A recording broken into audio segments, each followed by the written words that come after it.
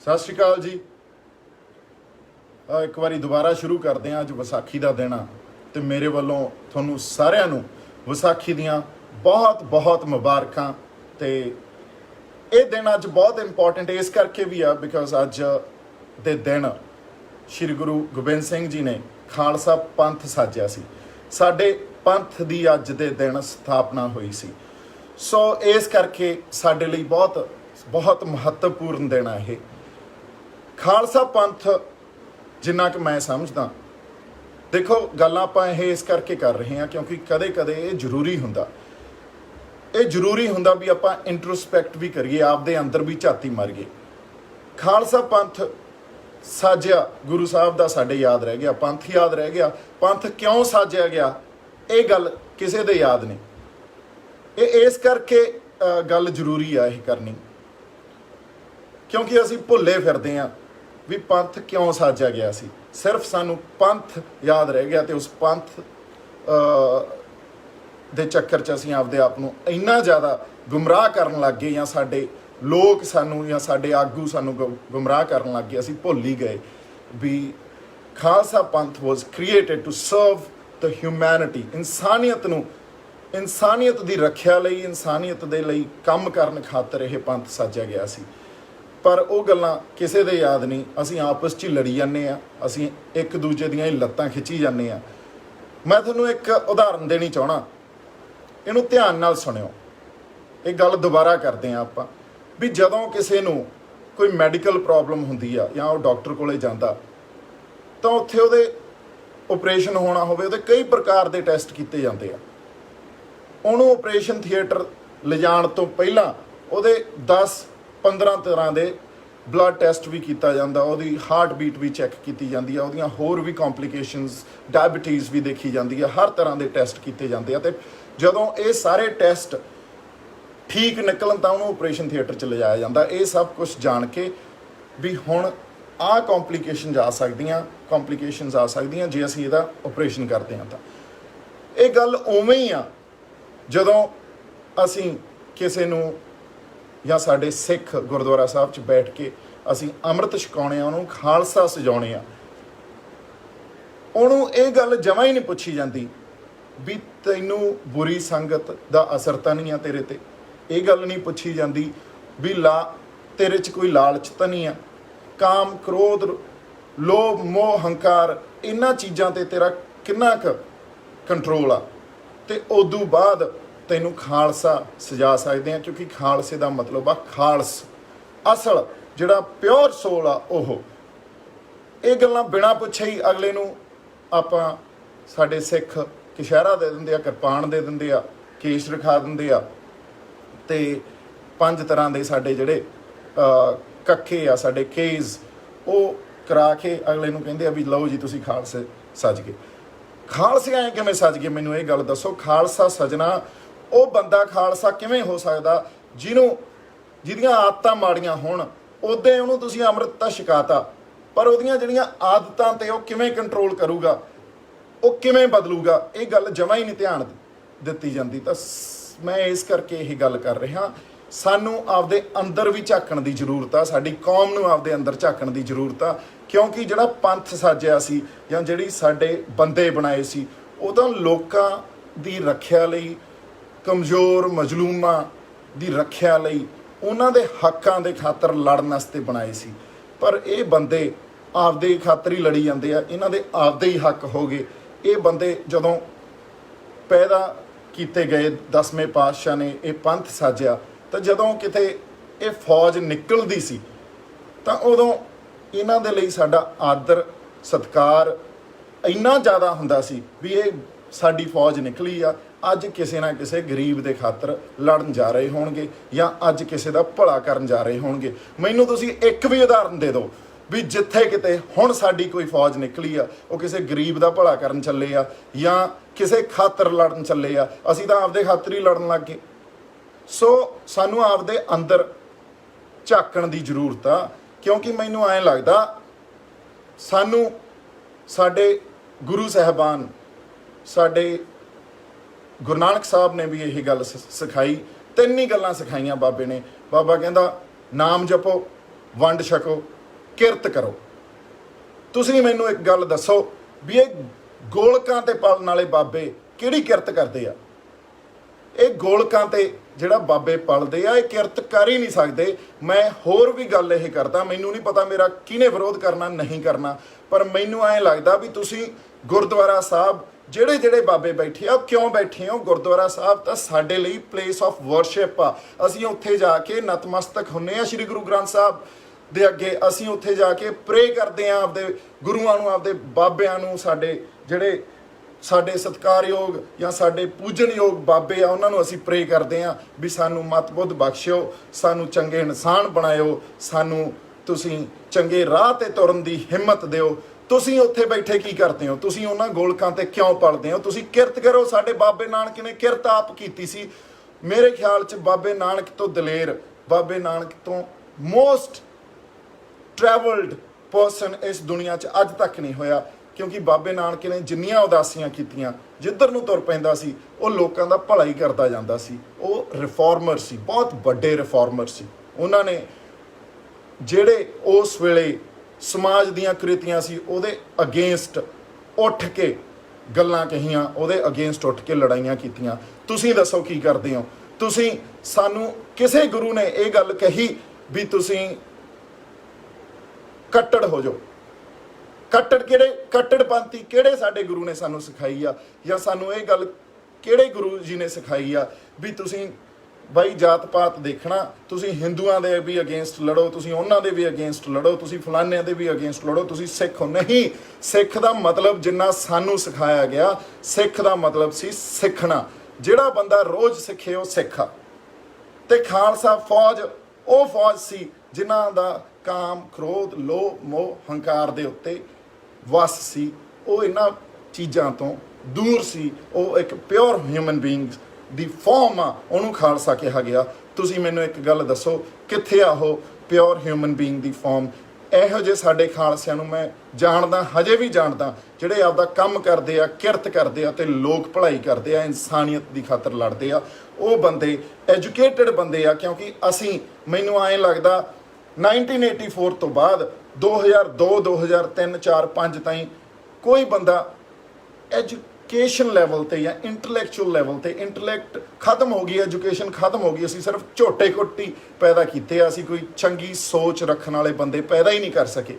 ਸਾਡੀ ਕੌਮ ਨੂੰ ਆਪਦੇ ਅੰਦਰ ਝਾਕਣ ਦੀ ਜ਼ਰੂਰਤ ਆ, ਬਹੁਤ ਜ਼ਿਆਦਾ ਜ਼ਰੂਰਤ ਹੈ। ਇੰਟਰਸਪੈਕਸ਼ਨ ਦੀ ਜ਼ਰੂਰਤ ਆ, ਕਿਉਂਕਿ ਤੁਸੀਂ ਬਹੁਤ ਸਾਡੇ ਚੰਗੇ ਵੀ ਬੰਦੇ ਹੋਵੋਗੇ, ਸਾਡੇ ਬਹੁਤ ਅਸਲ ਖਾਲਸੇ ਵੀ ਬੈਠੇ ਹੋਵੋਗੇ, ਪਰ ਇਸ ਗੱਲ ਦੇ ਨਾਲ ਨਾਲ ਇਹ ਗੱਲ ਵੀ ਬਹੁਤ ਜ਼ਿਆਦਾ ਮੇਰੇ ਖਿਆਲ 'ਚ ਸੋਚਣ ਨੂੰ, ਸਾਨੂੰ ਚਿੰਤਨ ਕਰਨ ਨੂੰ ਮਜਬੂਰ ਕਰ ਦਿੰਦੀ ਆ ਵੀ ਕੁਝ ਬੰਦੇ ਸਾਡੇ ਉੱਥੇ ਚੰਗੇ ਨਹੀਂ ਵੀ ਆ। ਤੇ ਜਿਹੜੇ ਨਹੀਂ ਚੰਗੇ, ਜਿਹੜੇ ਖਾਲਸੇ ਨਹੀਂ ਆ, ਉਹਨਾਂ ਬੰਦਿਆਂ ਦਾ ਸੁਧਾਰ ਕੀਤਾ ਜਾਣਾ ਚਾਹੀਦਾ। ਮੈਂ ਕਿਸੇ ਘਟਨਾ ਨੂੰ ਲੈ ਕੇ ਉਸ ਗੱਲ ਤੋਂ ਉਤਸ਼ਾਹਿਤ ਹੋ ਕੇ ਗੱਲ ਨਹੀਂ ਕਰ ਰਿਹਾ। ਮੈਂ ਸਿਰਫ ਇਹ ਸਾਰੀਆਂ ਗੱਲਾਂ ਤੋਂ ਇਹ ਸੋਚ ਕੇ ਗੱਲ ਕਰ ਰਹੇ ਹਾਂ ਵੀ ਸਾਨੂੰ ਇੰਟਰਸਪੈਕਸ਼ਨ ਦੀ ਜ਼ਰੂਰਤ ਆ। ਸਾਨੂੰ ਜ਼ਰੂਰਤ ਆ ਸਾਡੀ ਕੌਮ ਨੂੰ। ਇੱਕ ਵੀ ਰਿਲੀਜੀਅਸ ਲੀਡਰ, ਇੱਕ ਵੀ ਗੱਲੇ ਤੇ ਪਲਣ ਵਾਲਾ ਬਾਬਾ ਮੈਨੂੰ ਇਹ ਕਹਿੰਦਾ ਦਿਖਾ ਦਿਓ ਵੀ ਪੜ੍ਹੋ, ਐਜੂਕੇਸ਼ਨ ਹੋਣੀ ਤੁਹਾਡੇ ਕੋਲੇ ਬਹੁਤ ਜ਼ਰੂਰੀ ਆ, ਤੁਹਾਡੇ ਕੋਲੇ ਇੰਟਲੈਕਟ ਹੋਣਾ ਬਹੁਤ ਜ਼ਰੂਰੀ ਆ, ਤੁਸੀਂ ਤਰਕ ਵਿਤਰਕ ਕਰਨ 'ਚ ਤੁਹਾਡੀ ਕਾਬਲੀਅਤ ਹੋਵੇ, ਤੁਸੀਂ ਰੈਸ਼ਨਲ ਸੋਚ ਰੱਖਦੇ ਹੋ। ਤੁਸੀਂ ਤਾਂ ਸਾਨੂੰ, ਜਿਵੇਂ ਪਹਿਲਾਂ ਬਾਬੇ ਨਾਨਕ ਨੇ ਗੱਲਾਂ, ਸਨਾਤਨ ਧਰਮ ਉਦੋਂ ਬਹੁਤ ਜ਼ਿਆਦਾ ਚਰਚਾ 'ਚ ਸੀ, ਤਾਂ ਬਾਬੇ ਨੇ ਉਹਦੇ ਅਗੇਂਸਟ ਜਾ ਕੇ ਰਿਫਾਰਮਸ ਦੀ ਗੱਲ ਕੀਤੀ ਉਹਨਾਂ ਨੇ। ਕਿਉਂਕਿ ਜਦੋਂ ਇਹ ਗੱਲ ਸੋਚਣ ਵਾਲੀ ਆ ਵੀ 1469 ਤੋਂ ਲੈ ਕੇ ਅਸੀਂ 500, 550 ਵਰਾ ਸਾਡੀ ਕੌਮ ਨੇ ਆਪਦੀ ਇੱਜ਼ਤ ਬਣਾਉਣ ਨੂੰ ਲਾਤਾ, ਤੇ ਤੁਸੀਂ 2 ਦਿਨਾਂ 'ਚ ਗਵਾ ਦਿੰਦੇ ਹੋ। ਸਾਡੀ ਕੌਮ ਦੀ ਇੱਜ਼ਤ ਹੀ 2 ਦਿਨਾਂ 'ਚ ਗਵਾ ਦਿੰਦੇ ਹੋ। ਇਹ ਹੱਕ ਤੁਹਾਨੂੰ ਕਿਹਨੇ ਦਿੱਤਾ? ਤੁਹਾਡਾ ਬਾਣਾ ਇਹ ਨਹੀਂ ਸਾਨੂੰ ਮੇਰੇ ਖਿਆਲ 'ਚ ਦੱਸਦਾ ਵੀ ਤੁਸੀਂ ਖਾਲਸੋਂ। ਤੁਹਾਡਾ ਰਹਿਣੀ ਸਹਿਣੀ, ਤੁਹਾਡੇ ਵਿਚਾਰ, ਤੁਹਾਡੀ ਜਿਹੜੀ ਅੰਦਰ ਭਾਵਨਾ ਇਨਸਾਨੀਅਤ ਦੇ ਲਈ ਲੜਨ ਦੀ, ਉਹ ਦੱਸਣੀ ਚਾਹੀਦੀ ਆ। ਤੁਸੀਂ ਤਾਂ ਜਦੋਂ ਨਿਕਲੋ, ਜਦੋਂ ਕਿਤੇ ਦਿਖੋ, ਉਦੋਂ ਲੋਕ ਨਮਸਕਾਰ ਹੀ ਕਰਦੇ ਦਿਸਣ, ਤੇ ਇਹ ਸੋਚਣ ਅੰਦਰ ਵੀ ਅੱਜ ਕਿਸੇ ਗਰੀਬ ਦੀ ਰੱਖਿਆ ਕਰਨ ਚੱਲੇ ਹੋਣੇ ਆ ਖਾਲਸੇ, ਅੱਜ ਕਿਸੇ ਦੀ ਮਦਦ ਕਰਨ ਚੱਲੇ ਹੋਣੇ ਆ ਖਾਲਸੇ। ਤੁਸੀਂ ਤਾਂ ਸਾਨੂੰ ਵਰਸ਼ੇ ਫੜ ਕਿਰਪਾਨਾਂ ਫੜ ਡਰਾਉਣ ਲਾਤਾ। ਅਸੀਂ ਗੁਰਦੁਆਰਾ ਸਾਹਿਬ ਜਾਂਦੇ ਆ ਮੱਥਾ ਟੇਕਣ, ਉੱਥੇ ਤੁਸੀਂ ਐਡੇ ਵਰਸ਼ੇ ਫੜੀ ਜਿਹੜੇ ਖੜੇ ਹੁੰਦੇ ਹੋ, ਕੋਈ ਚੰਗਾ ਭਲਾ ਬੰਦਾ ਡਰਨ ਲੱਗ ਜੇ, ਕੋਈ ਬੰਦਾ ਉੱਥੇ ਮੱਥਾ ਟੇਕਣ ਗਿਆ, ਉੱਥੇ ਤੁਸੀਂ ਉਹ ਪੰਡਤਾਂ ਵਾਲੀਆਂ ਗੱਲਾਂ ਕਰਨ ਲੱਗ ਗਏ ਵੀ ਮੱਥਾ ਵੀ ਐਂ ਟੇਕਣਾ ਜੀ, ਤੁਸੀਂ ਜੰਮਣਾ ਵੀ ਆਏ ਆ, ਤੁਸੀਂ ਮਰਨਾ ਵੀ ਆਏ ਆ, ਤੁਸੀਂ ਸਭ ਕੁਝ ਸਾਡੇ ਤੋਂ ਪੁੱਛ ਕੇ ਕਰਨਾ, ਤੁਸੀਂ ਹਰ ਗੱਲ ਸਾਨੂੰ ਸਾਡੇ ਥਰੂ ਹੋਣੀ ਚਾਹੀਦੀ ਆ, ਅਸੀਂ ਉਹਨੂੰ ਜੇ ਰਿਕਮੈਂਡ ਕਰਾਂਗੇ ਤਾਂ ਉਹ ਗੱਲ ਠੀਕ ਆ, ਬਾਕੀ ਠੀਕ ਨਹੀਂ, ਇਹ ਗੱਲਾਂ ਠੀਕ ਨਹੀਂ ਆ। ਗੁਰੂ ਸਾਹਿਬ ਤਾਂ 10ਵੇਂ ਪਾਤਸ਼ਾਹ ਜਦੋਂ ਘੋੜੇ ਤੇ ਚੜ੍ਹਦੇ ਸੀ, ਉਹਨਾਂ ਦੀ ਅਰਦਾਸ ਸਿਰਫ ਇੰਨੀ ਕੀ ਹੁੰਦੀ ਸੀ ਵੀ ਹੇ ਸੱਚੇ ਪਾਤਸ਼ਾਹ ਵਾਹਿਗੁਰੂ ਚੜ੍ਹਦਿਆਂ ਦੀ ਲਾਜ ਰੱਖੀ, ਇਦੋਂ ਵੱਡੀ ਤਾਂ ਅਰਦਾਸ ਹੀ ਨਹੀਂ ਸੀ ਬਾਬੇ ਦੀ।